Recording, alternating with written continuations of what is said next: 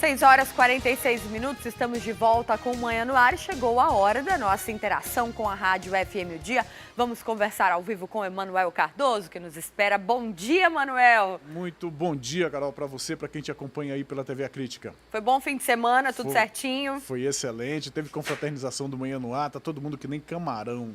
Todo mundo aproveitou, né? Tô sabendo. Exatamente. Emanuel, vamos começar aqui então com os nossos assuntos. Olha, inclusive algo muito importante, viu, para todos nós.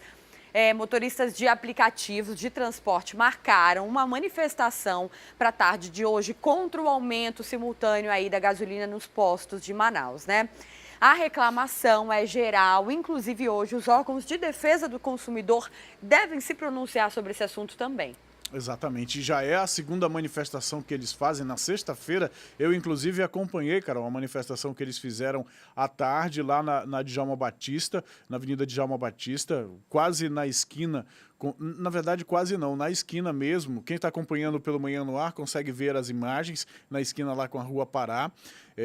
Nessa manifestação, mais de 100 veículos. Quando chegou perto de 100 veículos, eu parei de conferir porque era muito carro chegando. Eles ocuparam 2 faixas na sexta-feira e prometem fazer isso novamente. Essa manifestação está marcada para a partir das 4 da tarde. Eles devem se concentrar ali na Rua Belém a partir das 3h30 da tarde e depois vão para Djalma Batista. Essa manifestação eles comunicam, né, os órgãos, a SMTU, o Manaus Trans, que esteve na sexta-feira lá e deve retornar hoje. A gente sabe que isso provoca uma certa retenção no trânsito, sobretudo quem está saindo do centro em direção aos bairros da zona norte da cidade e que utilizam a Djalma Batista como corredor para fazer esse trajeto. Então hoje à tarde há essa manifestação organizada pelos motoristas de aplicativos que estão fazendo aí uma reivindicação, uma manifestação em relação ao aumento repentino e, segundo eles, abusivo do preço do combustível. Um aumento de cerca de R$1, que subiu aí de 3,39 para 4,39. Em alguns postos esse valor foi até mais do que isso. Aumento constatado inclusive pelos órgãos de defesa do consumidor, e esse aumento ocorreu na cidade de Manaus sem que tivesse ocorrido aumento nas distribuidoras. Então o grande questionamento desses motoristas que têm a gasolina como principal insumo para a realização do seu trabalho é justamente esse. Não houve um aumento da Petrobras que justificasse esse aumento da gasolina aqui em Manaus. O sindicato que representa os donos de postos de combustível o representante do sindicato, diz que o que estava ocorrendo desde novembro, na verdade, eram promoções nos postos da cidade e que essa promoção terminou e por isso houve esse aumento repentino no preço da gasolina, porque todo mundo resolveu acabar com a promoção no mesmo momento. Pelo menos essa é a ideia que a gente tem, quem tem veículo que abastece percebe, porque de um dia para o outro o preço aumentou na maioria dos postos de combustível e essa promoção terminou e todos voltaram para a mesma faixa de preços.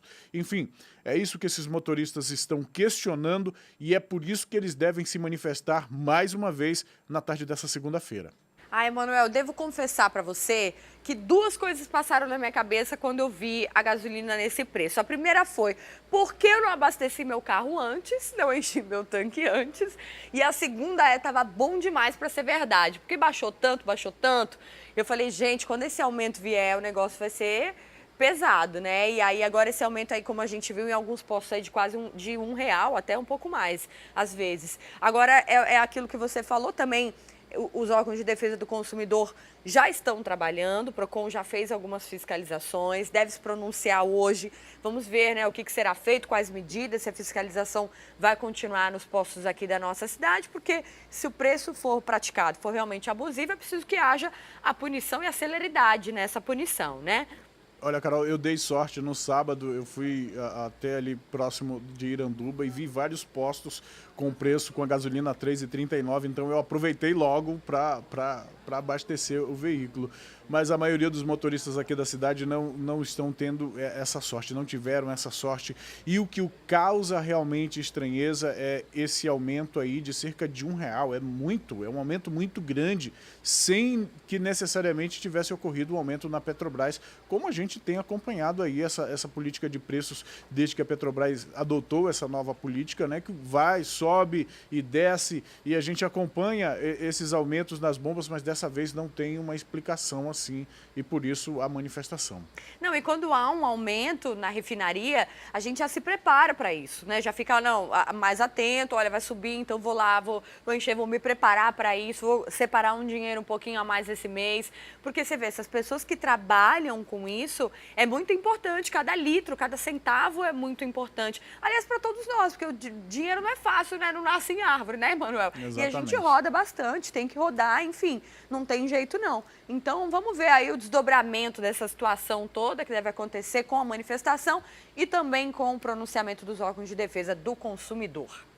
Agora, bom, mudando de assunto, né, para tentar superar aí o rombo nas contas do Estado, o governador Wilson Lima começou já a tomar medidas mais rígidas, né, de austeridade. Uma delas é restringir a utilização de carros oficiais do Estado por secretários, Emanuel. Exatamente. O governo fez, Carol, um workshop em gestão pública, reuniu os secretários, os gestores da administração pública estadual e está lançando aí a proposta de um contingenciamento, a proposta não, a diretriz de um contingenciamento de cerca de 20% dos recursos do governo. E como você falou,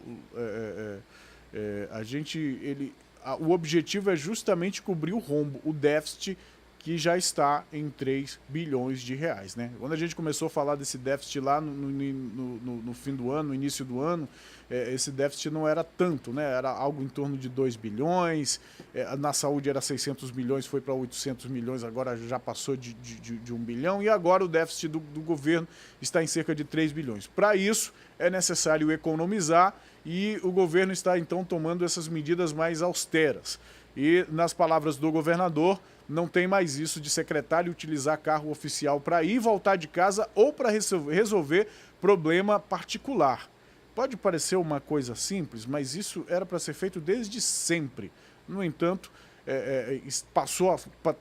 vai passar a valer agora. Então, carros, diárias, então esse tipo de despesas estão sendo restringidas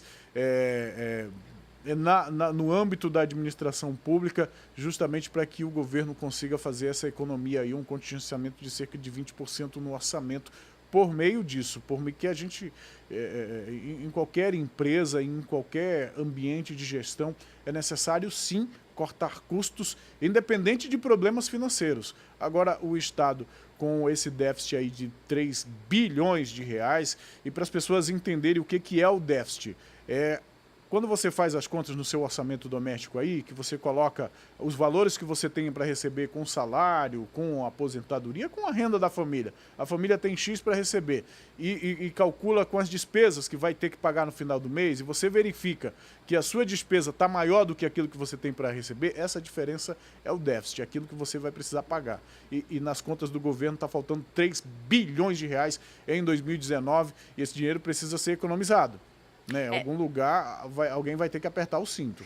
É verdade, viu, Emanuel? Estava dando uma olhada aqui na reportagem. Inclusive, o governador disse que aí, ao final desses 100 dias iniciais de governo, pretende implantar também a assinatura digital nas secretarias para diminuir o gasto com transporte e com papéis entre os órgãos, e que também deve fazer uma ampla campanha aí para quitação de dívidas com o fisco, né? Vamos ver como é que vai ficar essa situação. E funciona mais ou menos, né, Emanuel? Dadas as devidas proporções aí, como a administração da nossa casa. O calo apertou, tem que segurar, tem que apertar, diminuir, economizar para poder dar conta. A modernização dos sistemas, a modernização, a informatização, isso traz eficiência para a gestão. E eficiência corta custos, Carol. Corta custos. E isso de não utilizar o veículo para coisas particulares, isso está na lei. Um veículo oficial não pode ser utilizado para fins particulares, seja pelo secretário, pelo gestor, por quem quer que seja. Isso já está na lei, é apenas o cumprimento disso e que vai gerar essa economia também. É verdade. Olha, Manuel, obrigada pelas informações, pelo papo de sempre aqui, que a semana está só começando. A gente se vê bastante aqui ainda. Um bom dia para você e para todos os ouvintes da rádio. Bom dia, Carol, e uma excelente semana para você e para os nossos telespectadores. Tá bom, obrigada, valeu. Olha, gente, vamos voltar agora a falar dos casos de polícia, viu? Uma família ficou refém dentro da própria casa, por um adolescente de 17 anos, após uma tentativa de assalto. Isso aconteceu lá no Jorge Teixeira, viu? Depois de uma longa negociação, o jovem foi apreendido pela polícia. A gente tem as informações com a repórter Nádia Saldanha. A tentativa de assalto teria acontecido nas proximidades da Rua Tambaqui, no bairro Jorge Teixeira, na zona leste de Manaus. Por volta das 9h15 da manhã, moradores ouviram um disparo e resolveram ligar para o policiamento local. Foi aí que uma viatura da 14ª SICOM, Companhia Interativa Comunitária, estava fazendo patrulhamento e resolveu ir em busca das características que teriam sido passadas por esses próprios moradores. E aí eles fizeram esse trecho. Percorreram a Avenida Tambaqui, foi quando o assaltante tentou se refugiar de alguma forma. Ele escalou esses tijolos, pulou aquele muro e caiu naquela casa, pois as telhas não teriam aguentado o seu peso e teriam quebrado. Foi aí que ele anunciou para a família que eles seriam feitos de reféns. Essa negociação durou cerca de 1 hora e envolveu policiais militares do 30º, o policiamento do CPA e também policiais da Força Tática. As viaturas então identificaram o local, fizemos um cerco isolando o perímetro. É importante esse momento, a fim de evitar envolvimento de outras pessoas na ocorrência, a interferência, até porque nós percebemos lá que o autor da situação de cárcere privado estava bastante transtornado. Então isso é muito importante, esse isolamento, para que dê condições do nosso trabalho. A partir daí iniciou então uma negociação, uma primeira negociação. Eu, Tenente Jataí, e mais o tenente da Força Tática, conversamos com ele a fim de convencê-lo, utilizando as técnicas de negociação para convencê-lo a se entregar. Após um período um pouco longo de conversa com o mesmo, ele então aceitou, colocando a sua arma sobre a mesa e vindo na nossa direção. Conseguimos então apreendê-lo, é um adolescente, aproximadamente 17 anos. As vítimas, que eram um casal de senhores e mais 3 crianças, estão todas com a integridade física preservada, sem nenhum problema, graças a Deus. Mais um trabalho positivo aí da Polícia Militar, nas ruas, protegendo a população, garantindo a segurança da sociedade. Ele foi detido pela equipe do local e encaminhado para a 14ª SICOM e posteriormente deve ser encaminhado para a Delegacia Especializada em Apuração de Atos Infracionais. Gente, agora olha só esse caso. Um jovem de 15 anos é suspeito de estuprar os 2 irmãos menores. Depois de ser descoberto, ele fugiu para o município de Rio Preto da Eva. Agora, o pai das crianças pede justiça, viu? O criminoso era tido como uma pessoa de confiança da família. Enquanto os pais saíam para trabalhar, ele abusava das crianças. Isso durou 3 dias. Como ele se evadiu daqui da capital e foi para o município de Rio Preto da Eva, ele está junto com o avô dele que criou ele lá. Só que o avô encobre todos os problemas dele, Mas de fato a gente tem a verdade já na mão. Que já foi feita todas as ocorrências, já foi feito todos os procedimentos, os laudos periciais, tudo constaram que deu tudo positivo, então não tem como, Agora, o que fica indignado para mim, como pai, e com a minha esposa que está sofrendo para lá esse problema, é que ela, como mãe, ela não pode trazer ele, A justiça de lá disse que ela não podia, como mãe, trazer ele. Mas por quê? Ele sendo de menor, mesmo sendo de menor, está na custódia dela, por que ela não pode trazer ele? Será porque eles temem pela vida dele? Mas aí ele também poderia pensar, que ele também estava fazendo um grande erro para os próprios irmãos dele. Então o que eu quero é justiça, entendeu? Na tarde deste domingo, o pai das crianças esteve aqui na sede do Instituto Médico Legal para fazer o exame de corpo e delito e comprovar o abuso. O criminoso, logo depois do crime, fugiu para a região metropolitana no município de Rio Preto da Eva. Após ser localizado, ele deve ser encaminhado para a Delegacia Especializada em Apuração de Atos Infracionais e responder por estupro de vulneráveis. Nossa, que situação, né? E ó, mulheres continuam a ser vítimas de homens sem qualquer pudor, viu? Uma adolescente de 17 anos denunciou à polícia um estupro e tentativa de abuso. O caso aconteceu no Grande Vitória, na zona leste da cidade. Eu vou conversar agora ao vivo com o Fred Rocha, que tem informações pra gente, vai trazê-las agora. Fred, muito bom dia para você. Fred, conta pra gente essa história, hein? A vítima até chegou a pedir ajuda de Deus, não é mesmo, nessa situação? Isso mesmo, Carol. Bom dia a você, bom dia a todos. Tamanho desespero, a vítima pediu ajuda a Deus para que o pior não acontecesse ali naquelas circunstâncias. Tudo aconteceu na manhã de ontem, por volta das 6 horas da manhã. A vítima, adolescente, estava voltando da casa do tio e ia para dela ali no Grande Vitória. Então ela chegou, desembarcou do coletivo, o ônibus, nas proximidades da Rua Cruzeiro, quando estava fazendo o trajeto a pé até a própria residência, ela encontrou um grupo de homens. Tinham aproximadamente 11. Ela ficou com medo de passear por eles. O que ela decidiu fazer? Pegou uma outra rua, outro caminho para chegar até a casa dela. Só que um homem saiu do meio lá dos outros, seguiu essa adolescente. Segundo informações, seria o filho de um traficante ali daquela área. E a chamou pelo nome, a conhecia de vista, e assim que ela ouviu ele chamando, decidiu correr. Só que esse rapaz correu atrás dela, a segurou, colocou a vítima dentro de uma casa, levou para um quarto e cometeu o abuso sexual. Ele manteve relação sexual sem o consentimento dessa vítima, que acabou tendo toda a roupa rasgada, ficou completamente nua ali naquele local. Enquanto isso, a vítima relatou à polícia que ouvia do lado de fora os outros agressores que pediam para que o rapaz que estava dentro do quarto com ela, cometendo o crime, acelerasse, porque eles também queriam ter a vez. E segundo a própria adolescente, no relato à polícia, este agressor falava para os comparsas que eles precisavam esperar, porque a vez deles também ia chegar. Em um momento de descuido daquele rapaz que estava dentro do quarto com essa adolescente, ela conseguiu pular por uma janela que deu acesso a um pátio. Dos homens que estavam esperando do lado de fora, um correu atrás dela para segurá-la. No entanto, houve ali uma luta corporal bem rápida, ela conseguiu se desvencilhar e foi para o meio da rua em via pública completamente despida. Uma pastora evangélica ajudou, colocou ela dentro de casa e viu a situação realmente assustadora que ela estava. A partir disso, horas mais tarde, a adolescente e a mãe procuraram o 14º Distrito Integrado de Polícia, onde esse caso foi relatado. Ela foi levada, inclusive, para o Instituto Médico Legal para fazer o exame de conjunção carnal, para comprovar toda a história contada por essa jovem sobre esse abuso, e agora o caso é investigado pela Polícia Civil, que vai precisar identificar o filho desse traficante lá do Grande Vitória, na zona leste da cidade, assim como também as outras pessoas que tiveram participação. É um relato fortíssimo, cheio de detalhes, e que a polícia realmente acredita que esse crime aconteceu diante de tudo que foi contado pela jovem, e isso, lógico, a investigação, assim como um exame, tudo isso vai apontar o que aconteceu lá na zona leste da cidade, viu, Carol? Nossa, Fred, que horror! Imagina essa situação desse adolescente, gente, que momentos terríveis deve ter passado, de medo, de angústia. Você imagina essa situação?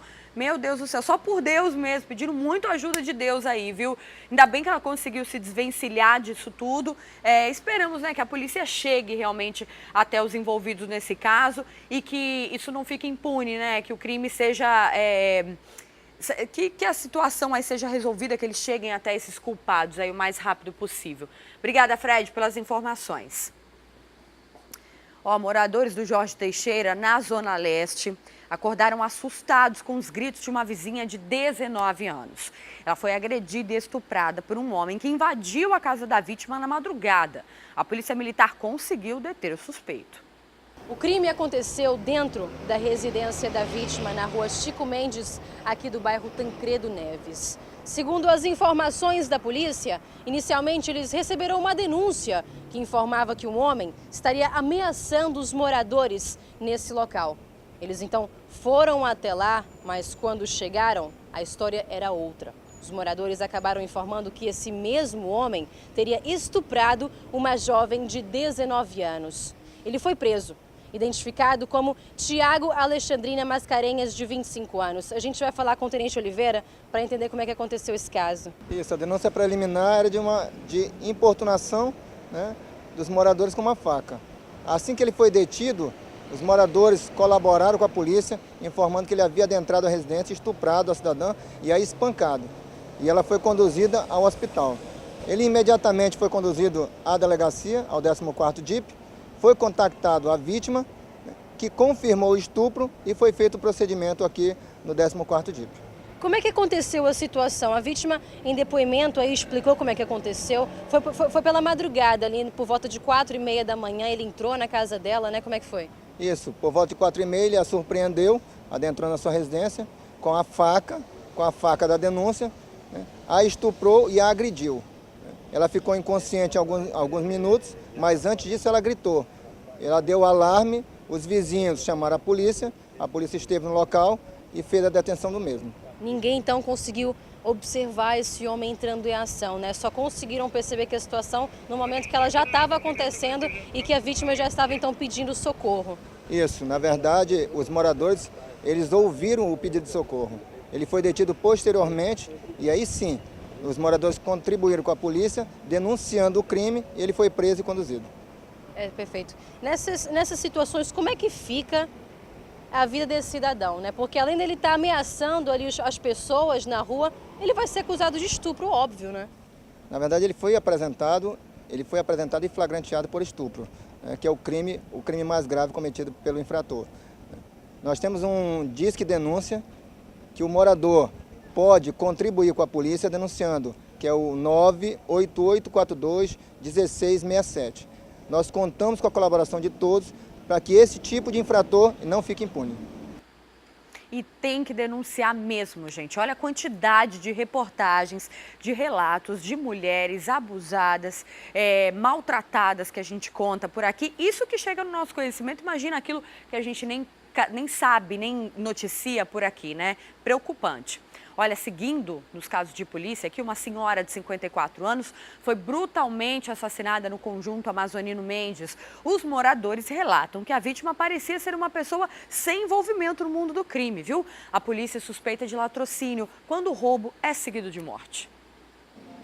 A vítima é uma mulher de 54 anos, identificada como Rizoneide Bezerra de Souza. Ela morava nesta casa aqui, de número 2, que fica aqui na rua Aurélio Pinheiro, no conjunto Amazonino Mendes, bairro Cidade Nova, bem próximo ao Terminal 4. Por volta de 8 horas da noite, filhos dessa mulher vieram até a residência. A vítima já morava sozinha aqui há algum tempo, mas recebia a visita frequente de parentes. O filho de Rizoneide, que tem a chave aqui da casa, entrou no local e encontrou a mãe dentro do quarto, já caída, com marcas de estrangulamento e várias marcas de agressões pelo corpo. Nesse momento, ele se desesperou e chamou os vizinhos, que ajudaram a retirar o corpo da mulher e levá-la para o Hospital e Pronto-Socorro Platão Araújo, que fica na zona leste da capital. Mas, segundo informações, essa vítima já saiu aqui da residência sem vida.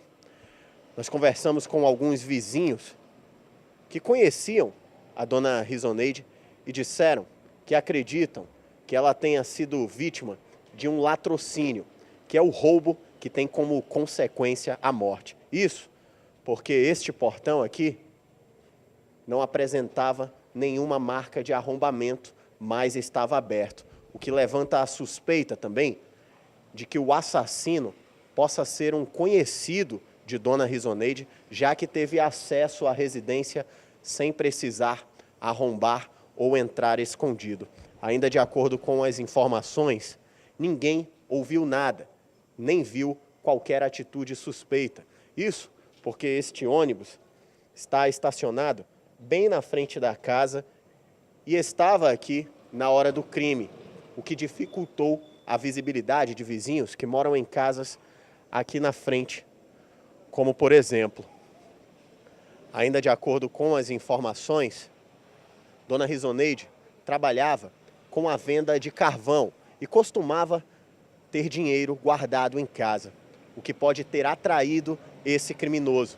Os policiais civis da Delegacia Especializada em Homicídios e Sequestros estiveram aqui no local junto com os peritos criminais. Eles entraram na residência, fizeram uma varredura para tentar identificar as circunstâncias desse crime e perceberam que alguns objetos de Dona Rizoneide foram levados, como a bolsa dela, celular e cerca de R$3.000 em dinheiro.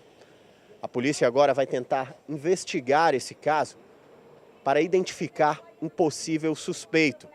Segundo alguns vizinhos, Dona Rizoneide tinha um relacionamento com um rapaz, mas já há algum tempo ele não aparecia por aqui. Ela era uma moradora antiga aqui da área, né? Ela morava há muito tempo aqui, era uma boa pessoa. Eu não tinha de que falar mal dela, né? Ela foi encontrada pelo próprio filho, é isso? O próprio filho. O filho já encontrou ela morta.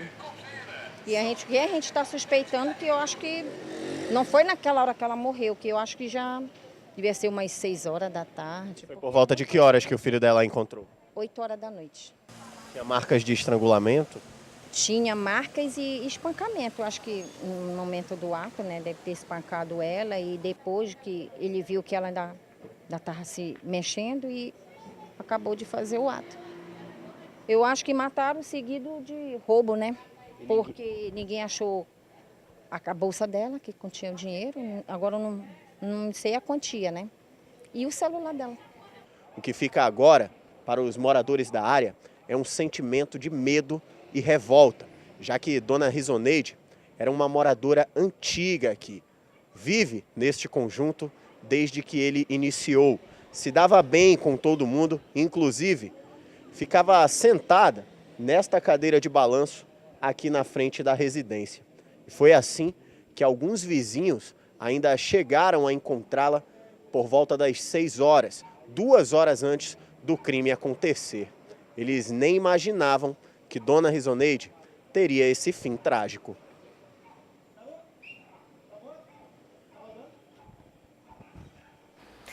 E na manhã de domingo, o corpo de um sargento da Polícia Militar foi encontrado em Igarapé, na Zona Norte, viu? Ele tinha marcas de tiros na cabeça. O corpo foi encontrado por volta das 8h30 da manhã do domingo, dentro de um igarapé na Avenida Sumaúma, no bairro Monte das Oliveiras, na Zona Norte. A vítima foi identificada como Marco Antônio Benjamin da Silva, de 39 anos. Ele era sargento da Polícia Militar, locado na 13ª SICOM. A polícia chegou até o local após receber um chamado do Centro Integrado de Operações de Segurança.